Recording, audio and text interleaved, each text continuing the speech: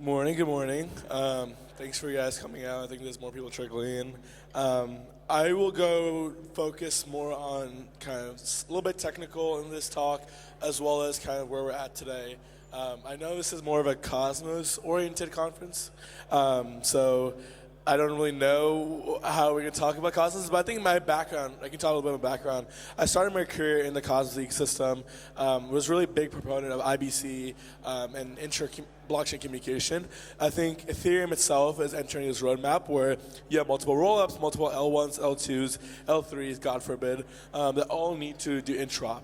And I think a lot of the Cosmos' principles that started off as set of L1s, like interop with the IBC, is still coming live today, just in Ethereum format. And so a lot of the work that you'll see is taking principles from the Cosmos system and applying that to Ethereum. So let's start off with kind of overarching sentiments. We're going to talk about fast post confirmations and kind of the movement ecosystem in today's talk. I'm not sure if you guys got a chance to. Does this work? Hello? There we go. Around 3 weeks ago, we just launched, or 4 weeks ago, we launched a testnet. I think what we looked at is the current state of L1s, L2s, L3s is pretty boring. If you have a testnet for L2, it's like, oh, bridge your contract and use a DEX. But we should make testnets more fun. So one of the first things that we did for our testnet launch was had essentially Appchain MMO, where users, developers could feel like a game functionally. So if you go on testnet.movement labs XYZ today, you can check out, I think it's over 47 apps that are on testnet today. Anything from Up Network, which is a mobile deepen network, to Meridian, which is liquid staking, to Henry, which is a commerce app, which enables you to earn points every time you shop. So yeah, check out the testnet. Kind of community highlights that we've got so far. I think we've been seeing a hyperbolic growth in the movement community, the movement ecosystem. I think a lot of the work has been done due to, actually go back. Due to our big impact in Africa, Southeast Asia. So we're seeing a lot of community growth to that extent. So around like 2 weeks ago, I got a ratio by Vitalik. It was pretty funny. But the general thesis was we set out to adjust the way layer 2s are architected. If you look at layer 2s today, they're pretty clunky. They have optimistic proofs has 7-day withdrawal periods. So if you're trying to do any kind of high frequency trading, using optimistic rollups doesn't really make sense.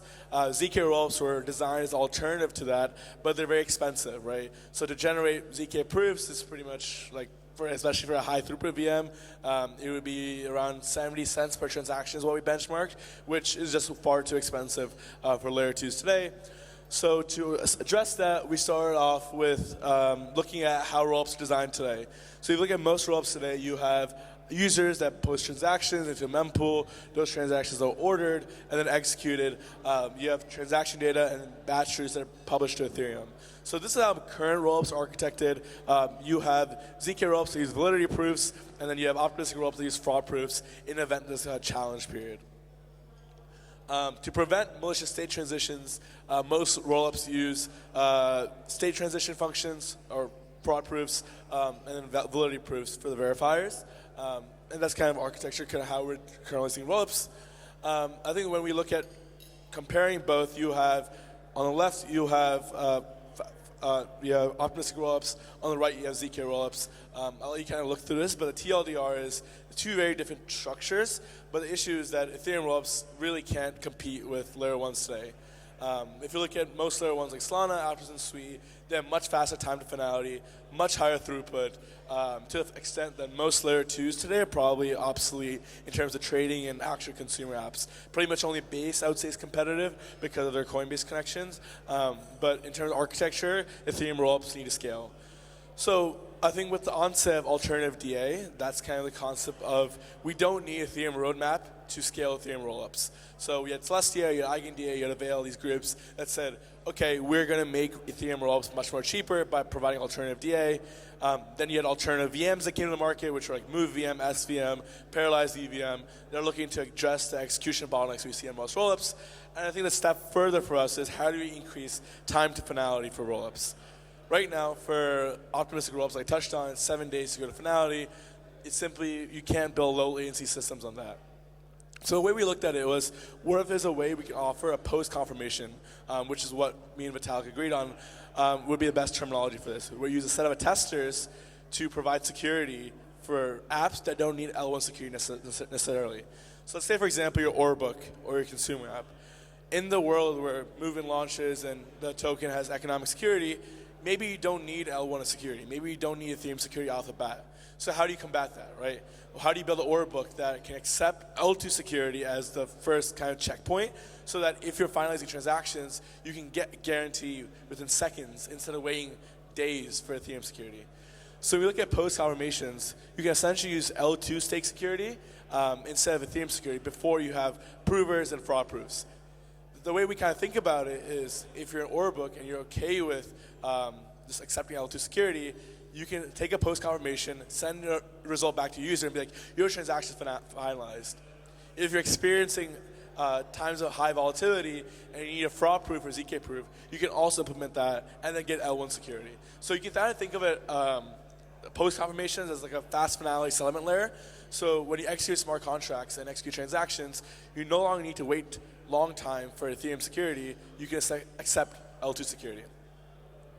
Each kind of architecture of how we approach post-confirmations, it's pretty in-depth, so I won't bore you with that, but the thesis is you can have a set of testers, or more analogous to validators like L1s, and they all stake the native token. So most L2 tokens, as I'm sure you know, are fundamentally meme coins. They're all governance tokens that pretty much have no utility.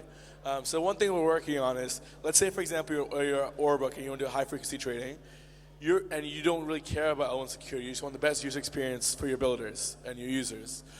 You can essentially accept post-confirmation from a network of attesters that say, hey, this transaction was confirmed at layer 2. We're going to send a post-confirmation and inform the users that a transaction is finalized. So in this case, you don't need to use ZK proofs or fraud proofs. You can if you're an app builder and you want L1 security, but you have the option of just accepting the L2 security. So what it means is you finally have a fully high throughput Ethereum rollup where you have cheap call data fees from alternative DA, you have high throughput execution from parallelized execution environments and localized fee markets, and now you have the ability for apps to have fast finality guarantees. So if you're an app, right now you solve all the three main issues with Ethereum rollups. And I think the first thing you'll say in kind of the discourse is like, isn't this a side chain? Isn't this like more like L1s? And I would argue like, this probably is, right? Maybe this isn't definitely L2. Maybe if you're using a fast finality rollup, maybe it's not directly L2 per normal terms. But I think the vast majority of users, especially if you're coming from a Cosmic system, you don't really care about like what the settlement time is or what the fraud proof time is. You just want a good user experience. So we architected this for fast finality rollups that, let's say for example, you're launching a customized rollup, you can use this network of testers to provide post-confirmations and have high throughput execution, cheap DA, and fast finality, while the main rollup remains optimistic and has all the guarantees of Ethereum. So what are the benefits? You have fast confirmation, you have a token that has value accrual, that has native staking, has a network of validators that will stake or attest to the L2 state. You have reduced costs, and you have scalability. I think many of you guys are in the Cosmic system, and you understand that Ethereum rollups probably aren't the most performant. So the question is, how do you get Ethereum rollups to that point? And I think with post-confirmations, we have an option and a functionality that can compete with layer 1 stake, while still inheriting Ethereum liveliness and Ethereum ecosystem. So I'll talk a little bit on ecosystem now and transition the rest of this talk to that, and like, why another L2? Why another L1? Why movement, right? And I think when we started movement, we were early proponents of Move. Many of you guys are Cosm Wasm builders, and you guys understand the principles of space programming. Solidity is a broken language. It will not scale. It's been there for fast 5, 6, 7 years, but it was designed for the blue chip apps. It was designed to be the home for Curve, Aave, Uniswap, Compound. But the future of consumer, which I hate the word, that just means use cases, the future of anything that our parents or family will ever use that requires high throughput payments, secure execution, will have to be on alternative VMs.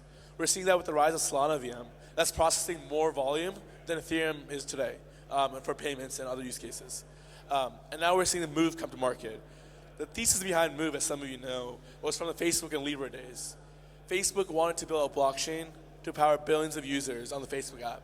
They looked at the EVM and was like, this is hot garbage, we can't do anything with this. Looked at SVM and they're like, this is good, but isn't secure enough for our use case. So the Move language is born to bring security via full verification and high throughput. So imagine Solana VM and your favorite auditor combined in one execution environment. So every time you execute code, it's 90%, it's much more secure. So I think there's over 1.3 billion TVL on the Move ecosystem today, and there's been 0 hacks to date. In the past, it was always like, okay, there's no TVL on Move, so there's no point in hacking. Now we're at a point where Move adoption is increasing. Monthly active developers are 7.5%, which is more than double from last year. So we expect this developer count to increase to 15, 16%, where Move developers and Rust developers are actually increasing in market share. And so we're seeing that across the board. We can touch a little bit on the ecosystem. I won't bore you, but I think one thing when you look at ecosystem building, we're not trying to build another EVM L2 fork. Those are pretty boring. No one wants the 50th deployment of Uniswap. I love Uniswap, I use it every day, but it's just another L2. Most of these EVM L2s, there's a big infrastructure fatigue.